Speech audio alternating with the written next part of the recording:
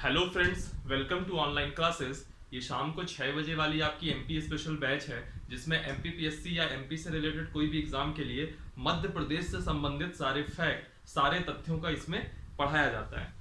आज की क्लास में हम लोग बात करेंगे। इसके पहले 2 क्लासेस हो चुकी हैं। पहली क्लास में बताया गया था कि मध्य प्रदेश का एक सामान्य परिचय दिया गया था। उसके बाद की क्लास में बताया गया कि मध्य प्रदेश राज्य का गठन कैसे हुआ। आज की क्लास में मध्य प्रदेश की जनसंख्या, मध्य प्रदेश की जनगणना, सेंसस, उसके बारे में आएंगे। सबसे पहले हम बेसिक चीज समझते हैं, जनगणना। दरअसल क्या है कि जो जनगणना होती है वह हर 10 वर्ष के अंतराल में होती है। जो पिछली जनगणना हुई थी वह 2011 में हुई थी और अब जो होनी है 2021 यानी कि इसी वर्ष में हो रही है। तो अब चूंकि जब होगी जनगणना 2021, जब इसके आंकड़े आएंगे तब देखे जाएंगे। आज की डेट में जो वैलिड आंकड़े हैं वो सिर्फ 2011 के ही माने जाते हैं। ठीक है, तो हम जो बात करेंगे, हम बात करेंगे 2011 की जनगणना की। 2011 की जनगणना की हम बात करेंगे। ठीक है, और ये जो 2011 की जनगणना थी, याद रखिएगा। चलिए अभी छोड़िए, इस बारे में बाद में बात करता हूं। सबसे पहले आप जनगणना का इतिहास समझिए।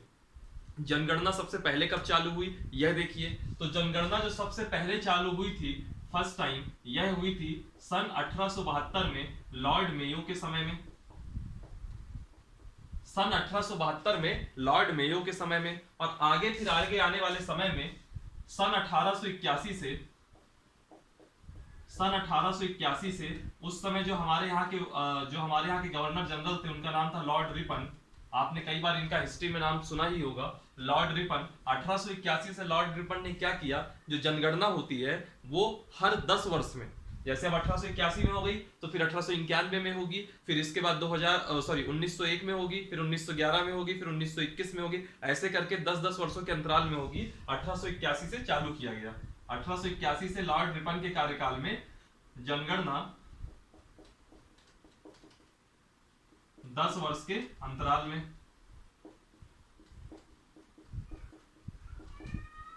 ठीक, जो 2011 की जनगणना थी, जो 2011 की जनगणना है, इसके बारे में 2 फैक्ट याद रखिएगा कि यह भारत की 15वीं जनगणना है। यह भारत की 15वीं जनगणना है, लेकिन स्वतंत्र भारत की, यानी कि 1947 में भारत को जब स्वतंत्रता मिली उसके बाद की यह 7वीं जनगणना है।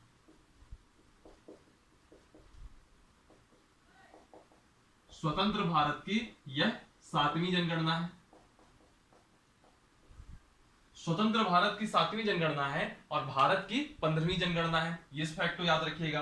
और एक चीज याद रखिएगा, जो 2011 में जो जनगणना हुई, जो 2011 में जनगणना हुई, उसके जो जनगणना आयुक्त थे,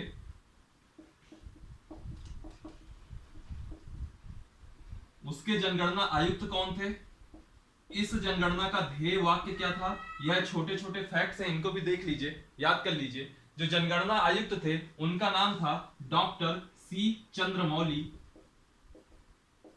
डॉक्टर सी चंद्रमौली। और जो इसका ध्येय वाक्य था वह था हमारी जनगणना हमारा भविष्य। हमारी जनगणना हमारा भविष्य। आप किसी भी एग्जाम पेपर में जाएंगे तो देखेंगे जनगणना से संबंधित कुछ ना कुछ क्वेश्चन बनेंगे। जबकि जनगणना 2011 की है, यानी कि 2011 से 2021, इन 10 सालों के बीच में भी इस जनगणना पे कई क्वेश्चन आए होंगे। फिर भी जब आप एग्जाम पेपर में देखते हो तो कुछ ना कुछ नया क्वेश्चन आपको देखने को मिल जाता है। ठीक है, जनगणना आयुक्त और ध्येय वाक्य। और आज के समय में जो जनगणना आयुक्त हैं उनका नाम है शैलेश। ये भी लिख देता हूं, जो वर्तमान जनगणना आयुक्त हैं उनका नाम है शैलेश। जो वर्तमान जनगणना आयुक्त है इनका नाम है शैलेश। और एक चीज याद रखिएगा, जो जनगणना है, जब हमने बताया था किसी भी विषय पर कानून बनाने की शक्ति, जब याद करिए, जब हम लोगों ने बात की थी पॉलिटी में केंद्र राज्य संबंध की, तो मैंने आपको 3 विषय बताए थे। एक बताया था संघ सूची, एक बताया था राज्य सूची, और एक बताया था समवर्ती सूची।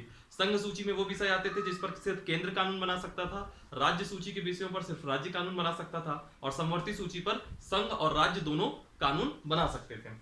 लेकिन जो जनगणना है वह उसी आर्टिकल 246 के अनुसार यह संघ सूची का विषय है, यानी कि जनगणना का काम सिर्फ किसका है, केंद्र सरकार का।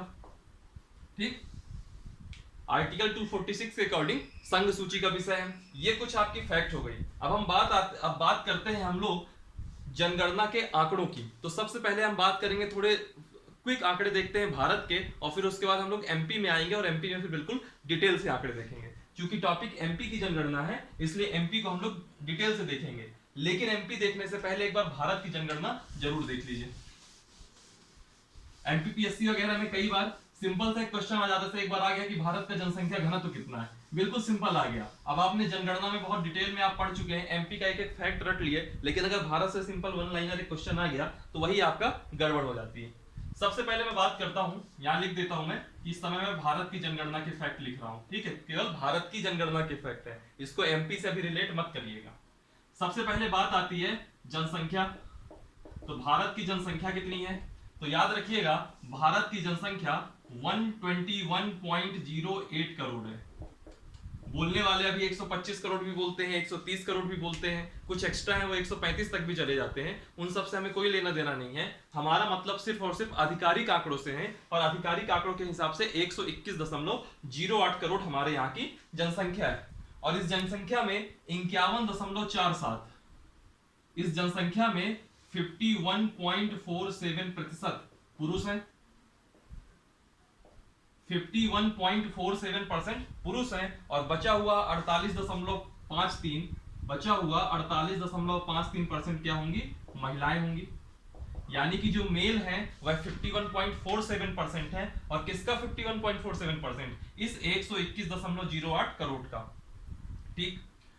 और 48.53% महिलाएं हैं। और याद रखिएगा जो ये 121.08 करोड़ जनसंख्या है, यह कुल पूरे विश्व की जनसंख्या का 17.7% है।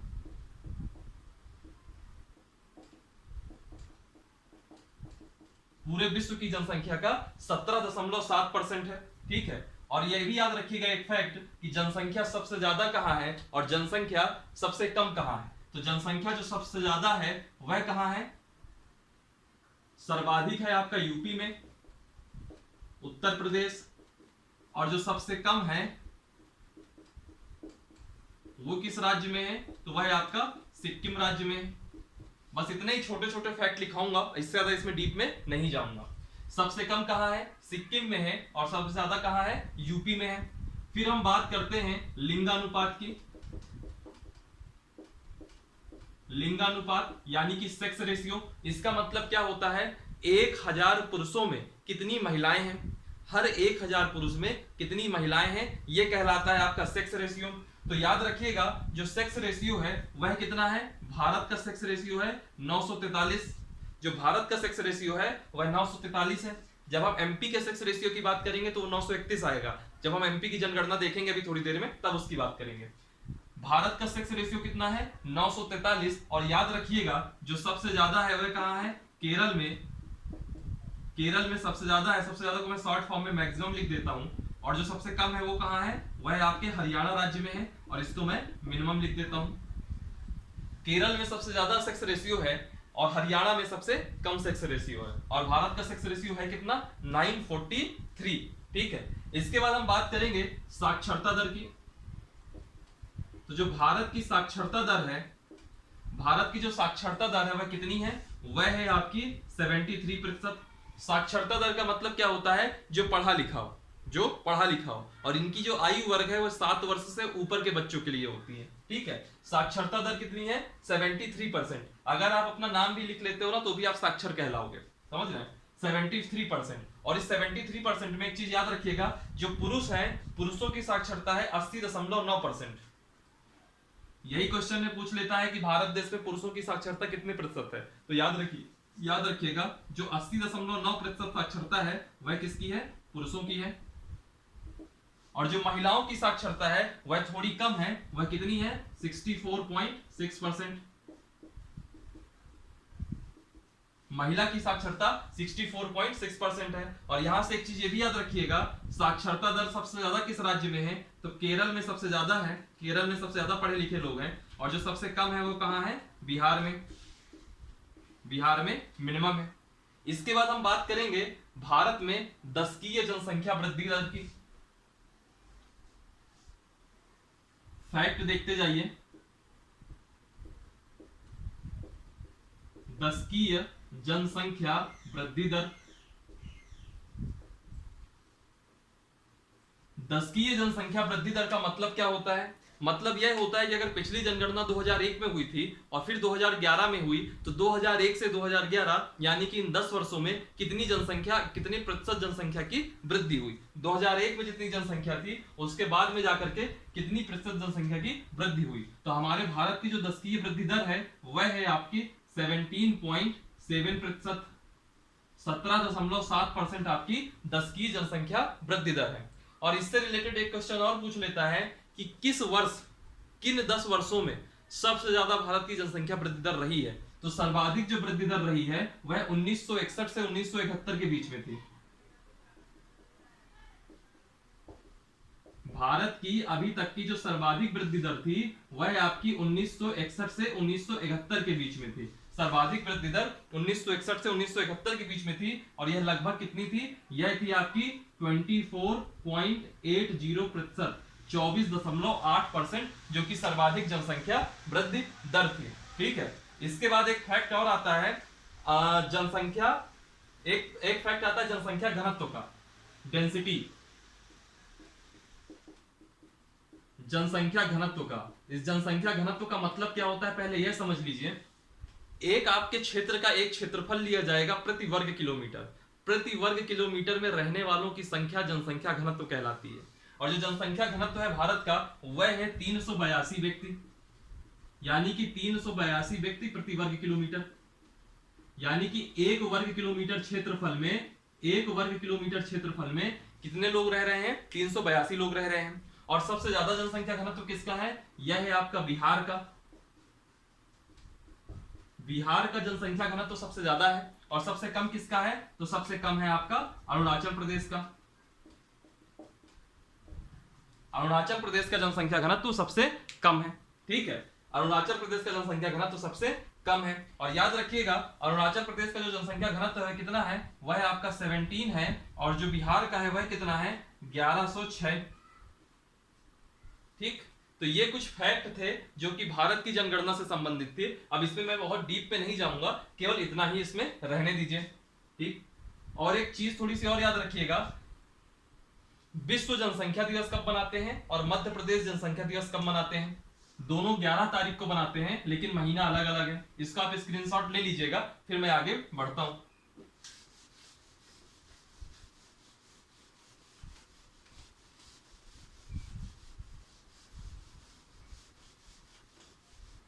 पहले बात कर लीजिए विश्व जनसंख्या दिवस की। तो जो विश्व जनसंख्या दिवस है वह आपका 11 जुलाई को मनाया जाता है।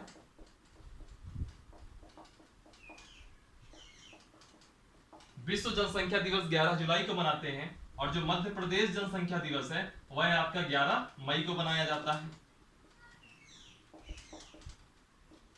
विश्व जनसंख्या दिवस 11 जुलाई और मध्य प्रदेश जनसंख्या दिवस 11 मई को मनाते हैं। ठीक, अब इसको मैं हटा देता हूं और हम प्रॉपर अब बात करेंगे सिर्फ और सिर्फ मध्य प्रदेश की जनगणना के बारे में।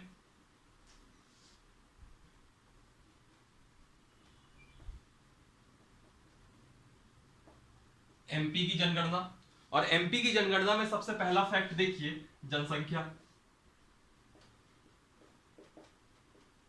मध्य प्रदेश की जनसंख्या कितनी है? तो जो मध्य प्रदेश की जनसंख्या है वो है 7,26,26,809। कितनी है? 7,26,26,809। यह हमारे मध्य प्रदेश की जनसंख्या है। और ये जो जनसंख्या है यह भारत की कुल जनसंख्या का लगभग 6% है। भारत की जनसंख्या का लगभग 6% है। ये आप लोग याद रखिएगा। ठीक है, और एक चीज याद रखिएगा, जो 3.76 करोड़ है इसमें लगभग 3.76 करोड़ होंगे और एक तरफ लिख लीजिए 3.5 करोड़। ये जो 3.76 करोड़ है ये पुरुषों की संख्या है और जो 3.5 करोड़ है यह महिलाओं की संख्या है। और जो 3.76 करोड़ है यह 7,26,26,809 का लगभग 51.70% बनता है, 51.7%। और जो 100 में घटा देंगे तो जितना आएगा यानी कि 48.3%, ये आपका क्या हो जाएगा? महिलाओं की संख्या का प्रतिशत हो जाएगा, तो 7,26,26,809 51.7% पुरुष हैं और 48.3% महिलाएं हैं। और एक चीज याद रखिएगा, इस 7,26,26,809 जो जनसंख्या है, जो हमारा जनसंख्या के स्तर पर जो मध्य प्रदेश का स्थान आता है, तो मध्य प्रदेश का स्थान 5वां आता है। मध्य प्रदेश का स्थान 5वां आता है। पहले नंबर में जनसंख्या के मामले में कौन है, तो पहले नंबर में यूपी है। यूपी के बाद कौन है, तो उत्तर प्रदेश के बाद आपका महाराष्ट्र है, MH। महाराष्ट्र के बाद कौन है, आपका बिहार है। बिहार के बाद कौन है, 3 हो गए। बिहार के बाद कौन है, आपका पश्चिम बंगाल है, वेस्ट बंगाल।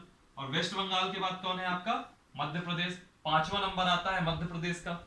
और अगर यही क्षेत्रफल की बात कर रहा होता तो मध्य प्रदेश का स्थान दूसरा आता, पहले नंबर में राजस्थान आता, दूसरे में मध्य प्रदेश आता और तीसरे में महाराष्ट्र आता। तो ये तो हो गया जनसंख्या की बात। अब हम बात करेंगे लिंगानुपात। मध्य प्रदेश का लिंगानुपात कितना है, तो जो मध्य प्रदेश का लिंगानुपात है वह है आपका 931। 931। अभी किसका ज्यादा है किसका कम है, ये भी थोड़ी देर में मैं बताता हूं। लिंगानुपात मध्य प्रदेश में कितना है, 931। और जो शिशु लिंगानुपात है वह है 918। जो शिशु लिंगानुपात है ये 0 से 6 आयु वर्ग के बच्चों का होता है, यानी कि 0 से 6 साल तक के जो 1000 बच्चे हैं उनमें लड़कियां कितनी हैं, यह शिशु लिंगानुपात कहलाता है। और जो शिशु लिंगानुपात की वैल्यू है वह कितनी है मध्य प्रदेश के लिए, 918। यानी कि 931 मध्य प्रदेश का लिंगानुपात है, मध्य प्रदेश का शिशु लिंगानुपात 918 है। और इंडिया का कितना है, 931। थोड़ी देर पहले हम लोगों ने इस पे बात की थी। जनसंख्या घनत्व तो भारत का कितना था, 382 व्यक्ति पर वर्ग किलोमीटर, और जो मध्य प्रदेश का है वह 236 है।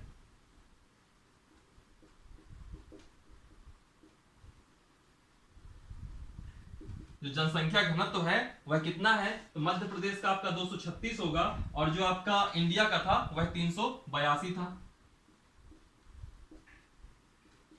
236 व्यक्ति प्रति वर्ग किलोमीटर। इसके बाद हम बात करते हैं साक्षरता की, यानी कि लिटरेसी। तो जो मध्य प्रदेश की साक्षरता दर है, जो मध्य प्रदेश, इंडिया की कितनी थी 73%, मध्य प्रदेश की कितनी है 69.32।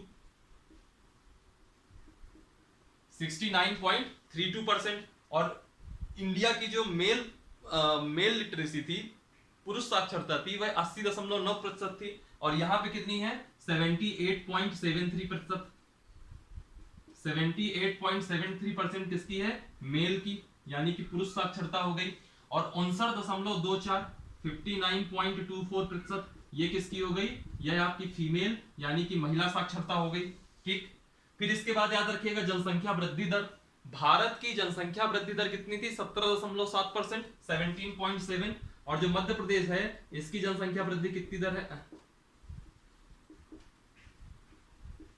मध्य प्रदेश की जनसंख्या वृद्धि दर कितनी है, तो इसकी जनसंख्या वृद्धि दर है 20.3%। और याद रखिएगा लिंगानुपात के मामले में जो भारत का स्थान है वह 21वां स्थान है। ठीक है, भारत का राज्यों में 21वां स्थान है। साक्षरता के मामले में 28वां स्थान है, यानी कि बहुत बुरी सिचुएशन है। ठीक। और जो जनसंख्या वृद्धि दर है इसमें जो है 14वां स्थान है, 14वां स्थान है। ठीक है। और एक चीज याद रखिएगा, शहरी जनसंख्या कितनी है और ग्रामीण जनसंख्या कितनी है। तो जो मध्य प्रदेश में निवास कर रही है जनसंख्या, उसमें जो शहरी है और जो ग्रामीण है, तो जो शहरी जनसंख्या है वह है आपकी 27.6%। शहरी जनसंख्या है 27.6%, और 100 में से 27.6 घटा देंगे तो जितना बचेगा वह आपकी ग्रामीण जनसंख्या कहलाएगी, जो कि बचेगी 72.37%। सिमिलरली अगर भारत की शहरी जनसंख्या की बात करते तो 31.6% थी, और ग्रामीण जनसंख्या 100 में से 31.6 घटा दीजिए यानी कि 68.4%। ठीक। और एक चीज और याद रखिएगा, मध्य प्रदेश में जो अनुसूचित जाति की संख्या है, SC अनुसूचित जाति जो लोग यहाँ रहते हैं, शेड्यूल कास्ट वाले, उनका टोटल जनसंख्या का 15.6% है, 15.6% है। और जो शेड्यूल ट्राइब है यानी कि अनुसूचित जनजाति है, उसका कुल जनसंख्या का 21.1% है। यह भी आपको याद रखना पड़ेगा। तो यह आपके आंकड़ों का खेल हो गया, आंकड़े आपके सामने मध्य प्रदेश के रख गए। अब सवाल उठता है किस मामले में कौन आगे है कौन पीछे है, यानी कि जनसंख्या किस जिले में ज्यादा है, लिटरेसी किस जिले में ज्यादा है, पुरुष साक्षरता किस जिले में ज्यादा है। अब हम लोग इस विषय में आते हैं। ठीक हो गया, इसको मैं हटा देता हूं, इसका स्क्रीनशॉट ले लीजिएगा, मिस हो गया हो तो 10 सेकंड वीडियो रिवाइंड कीजिए और फिर आपको मिल जाएगा। ठीक, सबसे पहले हम बात करेंगे सर्वाधिक जनसंख्या वाले जिले की।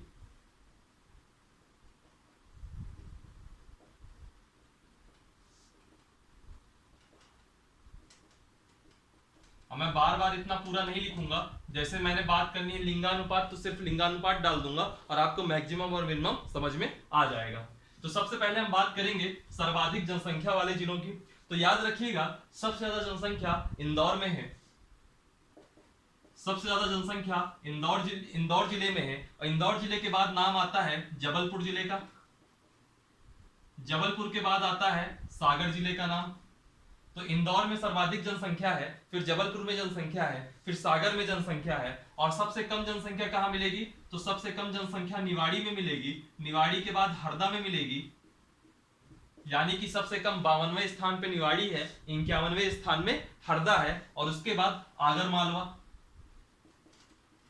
अगर आपके पास थोड़ी पुरानी किताब होगी, ठीक है, या अगर आप आंकड़ों में जाएंगे, पुराना कोई सेंसस की बुक लेंगे, तो जो सबसे कम जो है जनसंख्या बताएगा वह हरदा में बताएगा। लेकिन वो तब की स्थिति है जबकि निवाड़ी एक अलग राज्य नहीं बना था, और जब से निवाड़ी जो है पृथ्वीपुर, ओरछा और निवाड़ी तहसील को मिलाकर के टीकमगढ़ से अलग करके एक राज्य बना दिया गया, तो निवाड़ी की जनसंख्या सबसे कम जनसंख्या है। ठीक, तो सर्वाधिक जनसंख्या वाले जिले हो गए। अब बात आते हैं सर्वाधिक क्षेत्रफल वाले जिले।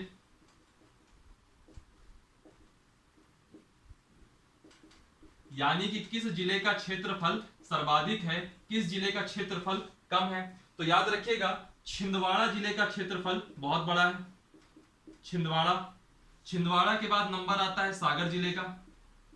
ठीक, छिंदवाड़ा के बाद आता है सागर जिले का, और सागर जिले के बाद नंबर आता है शिवपुरी का। इन सब जो फैक्ट अभी आपके सामने दिख रहे हैं ना, जो सबसे मैक्सिमम है, जैसे यहाँ इंदौर मैक्सिमम था, निवाड़ी मिनिमम था। तो अगर आपको पूरे 3 नाम याद नहीं होते, वैसे तो किताबों में 5-5 तक नाम लोग याद करने की कोशिश करते हैं, मैं सिर्फ 3 लिखा रहा हूँ।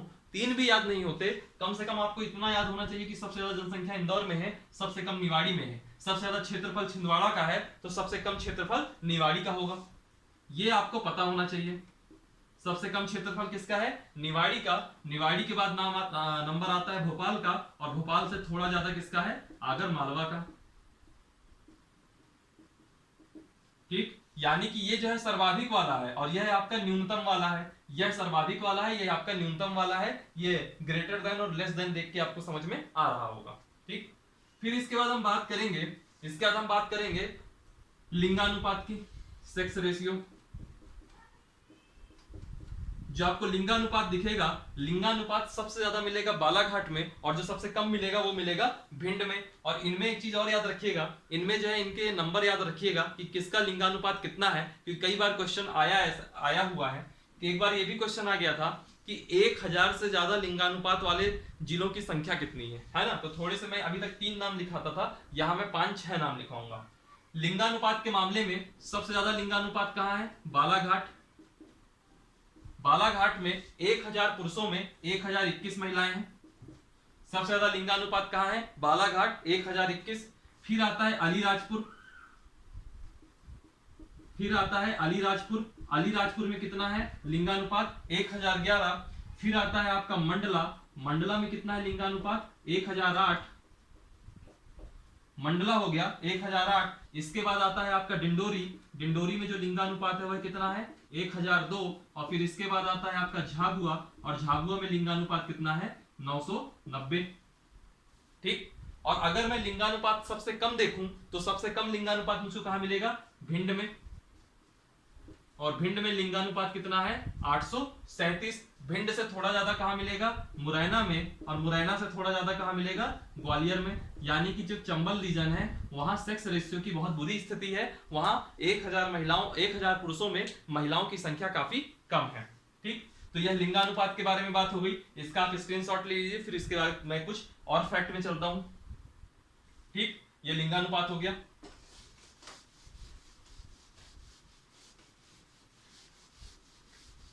हम लोगों ने पहले देखा क्षेत्रफल के मामले में कौन से जिले आगे हैं, जनसंख्या के मामले में कहां ज्यादा है, जनसंख्या कहां कम है। फिर हम लोगों ने लिंगानुपात देखा, और चौथे नंबर में हम बात करेंगे शिशु लिंगानुपात।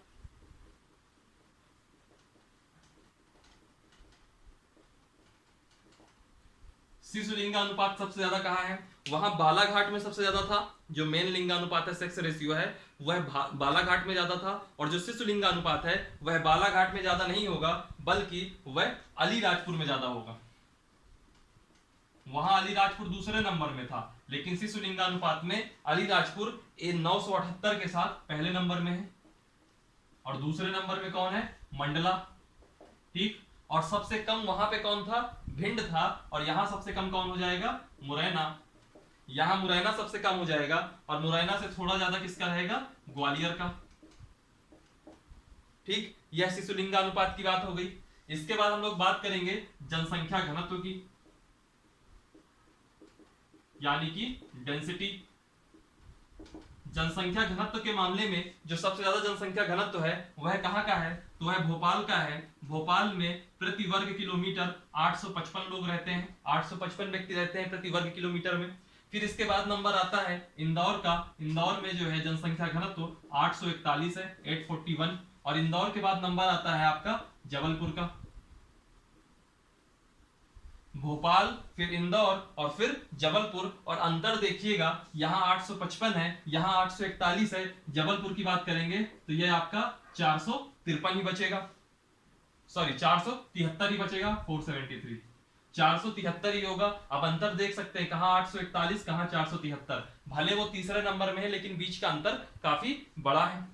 और सबसे कम जो है जनसंख्या घनत्व कहां का है, तो सबसे कम जनसंख्या घनत्व डिंडोरी का है। यहाँ का मात्र 94 है, यानी कि यहाँ का जनसंख्या घनत्व अभी 100 भी नहीं पहुंचा है। ठीक है, तो प्रति वर्ग किलोमीटर क्षेत्रफल में सिर्फ और सिर्फ 94 व्यक्ति रहते हैं। और डिंडोरी से थोड़ा ज्यादा जनसंख्या घनत्व श्योपुर का है, और श्योपुर से थोड़ा ज्यादा पन्ना का है। ठीक, अब हम बात करते हैं साक्षरता की, लिटरेसी रेट, साक्षरता दर। तो सबसे ज्यादा पढ़ा लिखा परसेंटेज पता है कहां का है, वह है आपका जबलपुर का। सबसे ज्यादा लिटरेसी कहां पे है, जबलपुर में है। और जो जबलपुर में लिटरेसी है वह आपकी 81.1% है। जबलपुर में सबसे ज्यादा लिटरेसी है 81.1%। और इसके बाद नंबर आता है आपका इंदौर का, और इसके बाद नंबर आता है आपका भोपाल का। और जो सबसे कम पढ़े लिखा है वो कहां का व्यक्ति है, वह अलीराजपुर का। अलीराजपुर में साक्षरता कम है, अलीराजपुर में सिर्फ और सिर्फ 32.1% साक्षरता है। ठीक है, और जब अभी मैं पुरुष साक्षरता की बात करूंगा, महिला साक्षरता की बात करूंगा, तो जो पहला नंबर है सबसे ज्यादा वाला, यह चेंज होता रहेगा। लेकिन पुरुष साक्षरता में भी अलीराजपुर सबसे कम होगा, महिला साक्षरता में भी अलीराजपुर सबसे कम होगा। ठीक, अलीराजपुर हो गया। और अलीराजपुर के बाद कौन आता है, झाबुआ। और झाबुआ से थोड़े ज्यादा लिटरेसी रेट किसकी है, बड़वानी की। ठीक, इसके बाद जो अगला नंबर आएगा वो आ जाएगा पुरुष साक्षरता, मेल लिटरेसी। पुरुष साक्षरता सबसे ज्यादा कहां पे है, तो जबलपुर और इंदौर में लगभग बराबर है। जबलपुर और इंदौर में पुरुष साक्षरता लगभग बराबर है, 87.3%। इसको मैं मैक्सिमम कहूंगा। और अलीराजपुर मिनिमम होगा, अलीराजपुर मिनिमम होगा जो कि 42% है।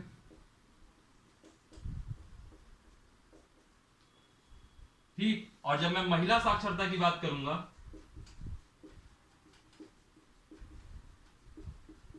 महिला साक्षरता, तो महिला साक्षरता में भोपाल नंबर 1 होगा। भोपाल में 74.9% महिला साक्षरता होगी, भोपाल में 74.9% होगी। भोपाल के बाद नंबर आएगा जबलपुर का, जबलपुर के बाद नंबर आएगा इंदौर का। और जो सबसे कम वाली साक्षरता है वह यहां पर भी किसकी होगी, अलीराजपुर की। और अलीराजपुर की होगी, फिर झाबुआ की आएगी, और फिर बड़वानी की आएगी। यही सेम सीक्वेंस यहां भी चल जाएगा। आप इसका स्क्रीनशॉट ले लीजिए, फिर मैं इसको और मिटा करके कुछ आगे के फैक्ट भी देखता हूं। ठीक, चलिए, थोड़े इफेक्ट और बचे हैं, 3-4 और बचे, जैसे कि नगरीय जनसंख्या कहाँ ज्यादा होगी, ग्रामीण जनसंख्या कहाँ ज्यादा होगी, इसके बाद जनसंख्या वृद्धि दर, फिर अनुसूचित जाति और अनुसूचित जनजाति की संख्या, और फिर धर्म के आधार पर जनसंख्या। इसके बाद ये टॉपिक खत्म हो जाएगा। तो सबसे पहले हम बात करेंगे नगरीय जनसंख्या की।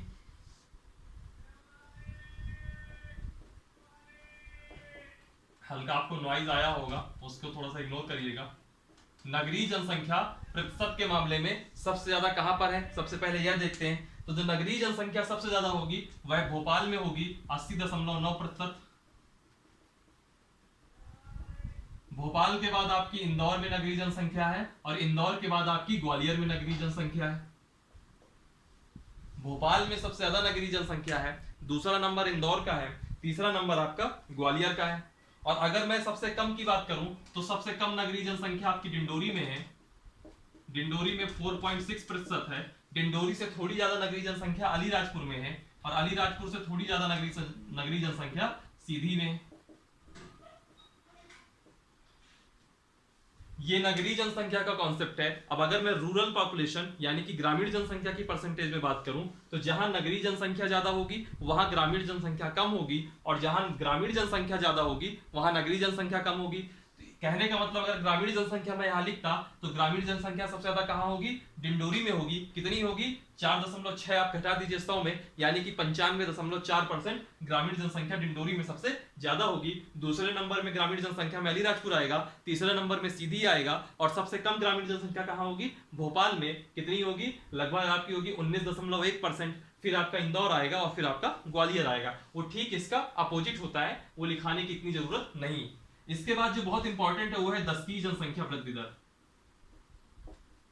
हमारे यहाँ 24 कुछ प्रतिशत जो है जनसंख्या वृद्धि दर हुई है, उसी का मैं बता रहा हूं कि सबसे ज्यादा किस जिले में हुई और सबसे कम किस जिले में हुई। दशकीय जनसंख्या वृद्धि दर, तो याद रखिएगा जो दशकीय जनसंख्या वृद्धि दर है वह सबसे ज्यादा होती है इंदौर में 32.9%। इंदौर में 32.9%। फिर इसके बाद नंबर आता है झाबुआ का, और फिर इसके बाद नंबर आता है जबलपुर का। इंदौर 32.9%, फिर झाबुआ, फिर जबलपुर कह रहा हूं, जबलपुर नहीं होगा, लास्ट में होगा आपका भोपाल।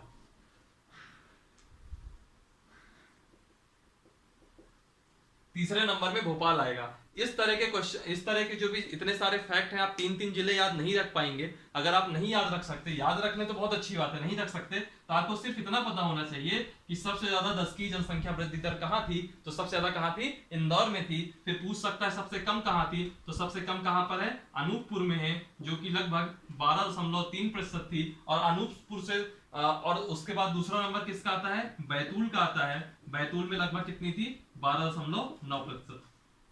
यह दशकीय जनसंख्या वृद्धि दर की बात हो गई। अब हम बात करेंगे अनुसूचित जाति की संख्या, यानी कि जो एससी जनसंख्या है वह सर्वाधिक कहां है और सबसे कम कहां है। मैं अनुसूचित जाति जनसंख्या की बात कर रहा हूं कि सबसे ज्यादा कहां है, नंबर्स की बात कर रहा हूं, सबसे ज्यादा कहां है और सबसे कम कहां है। तो एससी जनसंख्या सबसे ज्यादा मैक्सिमम कहां पर होगी, तो मैक्सिमम है इंदौर में, और मिनिमम कहां पर है, तो मिनिमम है आपकी झाबुआ में। मैक्सिमम है इंदौर में और मिनिमम कहां पर है, तो मिनिमम है झाबुआ में। और अगर मैं यहां बात कर दूं एसटी जनसंख्या, शेड्यूल कास्ट यहां पर भी है, शेड्यूल कास्ट यहां पर भी है। यहां पे शेड्यूल कास्ट नंबर की बात हो रही है, यहां शेड्यूल कास्ट की जनसंख्या प्रतिशत की बात हो रही है। प्रतिशत में सबसे ज्यादा शेड्यूल कास्ट कहां होंगे, तो सबसे ज्यादा है उज्जैन में। शेड्यूल कास्ट परसेंटेज में सबसे ज्यादा उज्जैन में है, और सबसे कम कहां होंगे, झाबुआ में। कहने का मतलब जो अनुसूचित जाति जनसंख्या है सबसे ज्यादा संख्या के मामले में इंदौर में है, और प्रतिशत के मामले में सबसे ज्यादा कहां है, उज्जैन में है। और अगर जनसंख्या के मामले में मिनिमम की बात की जाए तो झाबुआ संख्या में भी मिनिमम है और परसेंटेज में भी मिनिमम है। ठीक है, तो यह आपका अनुसूचित जाति की बात हो गई। फिर हम बात करेंगे अनुसूचित जनजाति की। फिर हम बात करेंगे अनुसूचित जनजाति की एसटी जनसंख्या। तो एसटी जनसंख्या जो सबसे ज्यादा है वह कहां है, और जो सबसे कम है वह कहां है। तो सबसे ज्यादा कहां पे है जनसंख्या, धार में, धार मैक्सिमम है। और सबसे कम कहां है, भिंड में, भिंड में मिनिमम है। सिमिलरली एसटी जनसंख्या अगर मैं प्रतिशत की बात करूं, एसटी जनसंख्या अगर मैं प्रतिशत की बात करूं तो सबसे ज्यादा ये कहां पे होगी, अलीराजपुर में। अलीराजपुर प्रतिशत के मामले में आगे होगा। और सबसे कम कहां पे होगी, तो सबसे कम आपकी होगी भिंड में। अलीराजपुर मैक्सिमम होगा, भिंड आपका मिनिमम होगा, यहाँ पे उज्जैन आपका मैक्सिमम होगा और भिंड आपका झाबुआ आपका मिनिमम होगा। ठीक। अनुसूचित जनजाति की संख्या सबसे ज्यादा धार में है, सबसे कम भिंड में है, परसेंटेज में सबसे ज्यादा अलीराजपुर में है और सबसे कम कहां पर है आपकी, सबसे कम है आपकी भिंड में। तो ये आपकी मध्य प्रदेश की जनगणना थी जो आज की क्लास के लिए थी। इससे रिलेटेड, मध्य प्रदेश से रिलेटेड एक और फैक्ट देख लीजिए कि धर्म के आधार पर मध्य प्रदेश में किसकी जनसंख्या है। कई बार पूछ लेता है, 4 ऑप्शन दे देगा, कह देगा इनको क्रम से लगाइए कि ज्यादा जनसंख्या किस धर्म की है, किस धर्म की उससे कम है। तो इसको भी देख लीजिए थोड़ा।